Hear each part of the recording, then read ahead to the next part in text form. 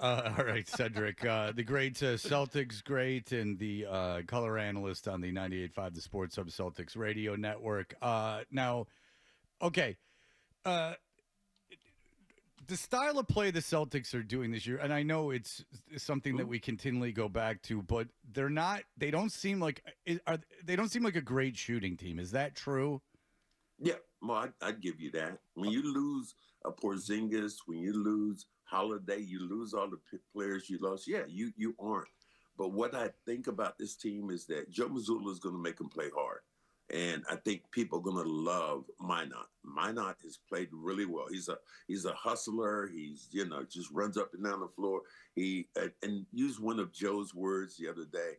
He just plays with a certain urgency, a sense of urgency, and that's how this team is going to win games. They're not going to be more talented than some teams out here, but they're going to win because they're going to bust their ass and they're going to play hard every night. So, so you think Minot isn't kind of like a flash in the pan? You think he's going to be this good or something approaching this good for a long period of time? I talked to Joe about it yesterday because I saw at the game Joe jumped on him in the last game. He came off the court and Joe was all in his face yelling.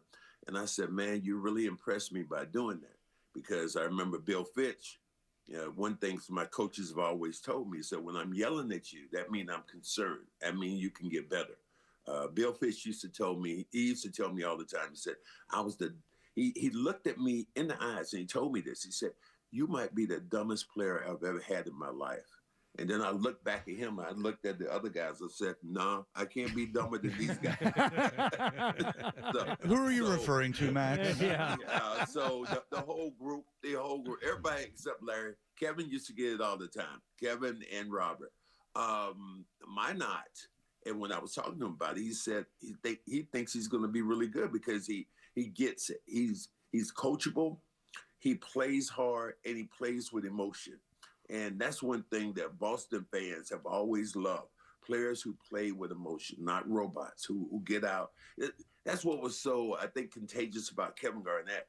The fact that you could see the raw emotion on his face. Now, I'm not saying he's Kevin Garnett, but I'm saying emotionally, when you see him out there making plays and pumping his fist, that's something you don't see a lot of times with players because sometimes I think players are too cool for school and they don't show you that side. I would like to see more of that from Jaylen Brown. The emotion of pumping his fist and getting people up, but that's not his style.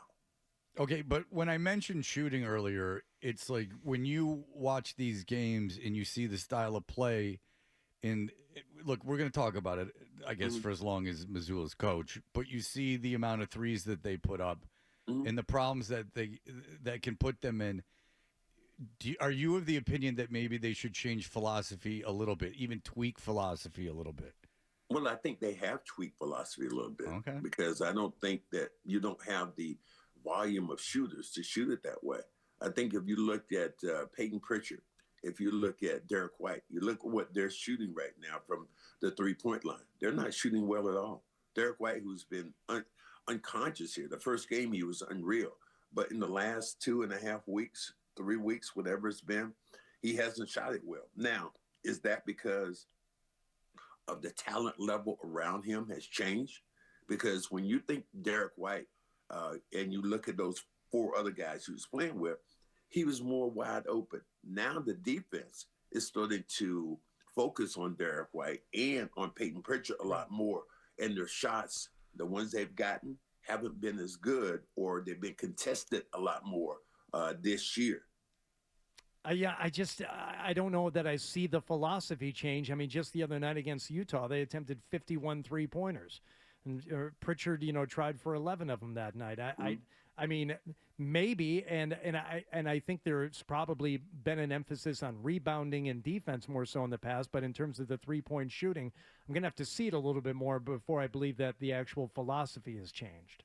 I think the thing that we look at, and I know, look, you're preaching to the choir. I made 1 3-pointer for my whole career, so I'm not a 3-point specialist. but I know the game has changed. I am that grandpa sitting on the porch. I remember they didn't shoot. I remember we played in the championship game and we only attempted 5 3-pointers for both teams in 1981. So I get where you're going, but I think we're gonna have to understand that the game has changed and it is a 3-point shooting game. And even if you watch it, even the little wallet kids who are out there playing right now, when they're in the backyard, they're chunking up threes all the time. I talked to Steph Curry's dad, Dale Curry, and I said to him when I was in Charlotte, and this is really kind of cool. It reminds me of Johnny Most. I said, I saw him, we were in the men's urinal together, you know. And Yeah. don't take it that far, but I was saying, What happened? I said, your son has destroyed the game, Steph Curry. I said, destroyed And the then game. Grandy came out of his stall and had destroyed the bathroom. I said, your son has destroyed the game. He said there are a lot of 3-point takers, but not a lot of 3-point makers. So I just believe the game is never going to go back to where we thought about it. When you were grinding and bumping on the inside, everybody was rough throwing everybody down. The game has become a game of 3-point shooting. So I don't think we're going back that way. Well, one thing you can say about Jaylen Brown, he understood that he was not making threes, and in the last game he made an effort to get to the basket. I mean, that's one way of doing it. He's got a very good mid-range game. Well, his mid-range game is something he went to. He was, I think in the game before that, he was 0 for 9. So, yeah, I wouldn't take any more threes. I'd be trying to get to the basket. High percentage shots to me are really the key to winning games. For me, when I think about winning games, and I agree with you guys. A mixture would be much better for me, but the philosophy that they have right now, and most teams have, is they're going to shoot threes. Okay. Well, listen, Cedric Maxwell, it's exciting as we watch this team come together and see how this season will turn out, as we are very early. The Magic is where things are going on now in beautiful Orlando, Florida. If you want to tour the campus of Rollins College, my alma mater, feel free. It's very close. Excuse me, I'm sorry. I'm out here at the Four Seasons right now, and I'm thinking about the Disney property. I'll be here for the next 4 days. And in John's, for John Wallet, I'm thinking about, going outside later on, and I'm going to start doing the Running Man, okay? Yeah. John knows how to do that dance. If you like that clip, check out more videos from Toucher and Hardy here. For more Celtics analysis and opinion, hit this playlist. And for all the latest from the Sports Hub, download the app at 985thesportshub.com.